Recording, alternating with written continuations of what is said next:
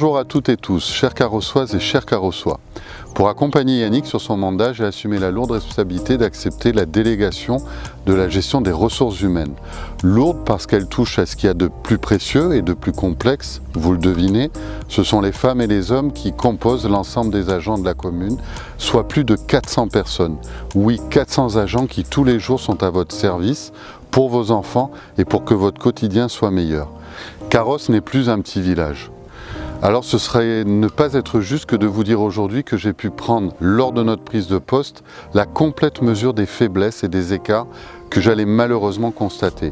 Le chantier est énorme, mais j'aime les défis et mon parcours personnel m'a permis de porter lourd, comme on dit. Pour bien comprendre, voici ce qui a été principalement relevé. La gestion des ressources humaines de la commune était marquée par une absence de pilotage. Je pèse bien mes mots, vous entendez très bien, le pilotage des RH était inexistant. Et vous vous doutez bien que lorsqu'on essaye de gérer avec des données insuffisamment fiables, voire inexistantes, on en arrive à une situation insupportable, intolérable et surtout très injuste. Pour preuve, nous n'avons pas relevé de tableau des effectifs. Tableau des effectifs, il énumère et il nous permet d'avoir toutes les informations sur tous les agents, de prévoir une pyramide des âges, d'anticiper l'avenir, d'anticiper des situations pour des agents qui sont complexes. Cela n'existait pas. Les données n'étaient pas fiables avec de nombreuses erreurs ou avec de nombreux manquements. Il y avait un mauvais contrôle de la durée légale du travail, ce qui est grave.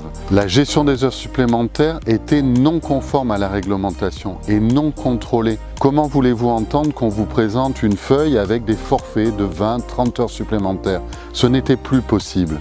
Les recrutements ont été contestables. Il y a des recrutements qui auraient pu être évités par une meilleure mutualisation avec la métropole Nice-Côte d'Azur.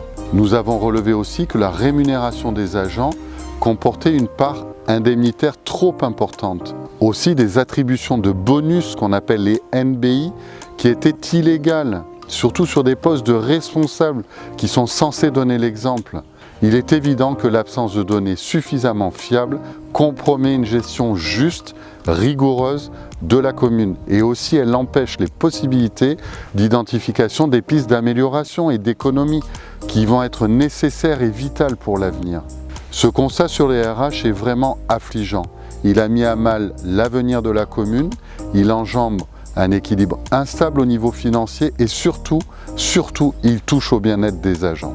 Alors retenez, chères carrossoises et chers carrossois, une chose importante. La masse salariale annuelle de la commune avoisine les 15 millions d'euros. Cela représente 70% du budget de la commune annuel. Ce sont vos impôts, vous devez être au courant. Et par définition, cette masse salariale, elle augmente chaque année de manière mécanique par le seul vieillissement des agents. Nous nous devions donc d'intervenir immédiatement après notre élection pour redresser la barre. Alors, vous comprenez ainsi notre inquiétude et pourquoi ces 18 mois de mandat ont été principalement consacrés au recadrage, à la remise à niveau, au travail de fond, celui qui est absolument nécessaire mais qu'on ne voit pas dans la rue.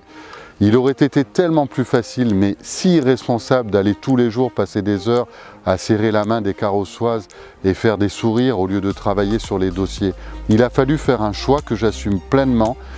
Car après moi, je peux vous dire que celui ou celle qui reprendra la responsabilité des RH sera serein et pourra dormir tranquille sur ses deux oreilles. Bref, en conclusion, vous l'avez compris, avec une approche à la fois individuelle et collective pour un vrai dialogue social. Nous souhaitons simplifier et garantir une transparence, une équité de gestion.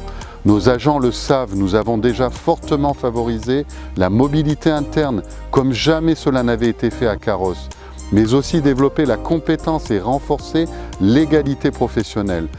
Enfin, je tiens à vous remercier de votre écoute et de votre compréhension et à saluer vivement toute l'équipe des ressources humaines de Carros, avec qui j'ai eu un réel plaisir à travailler, qui a fait un travail énorme de mise à niveau en comprenant parfaitement tous les enjeux pour leurs collègues, ainsi que les instances paritaires et les syndicats qui ont permis de porter ce qui est un vrai projet de gestion pour la commune.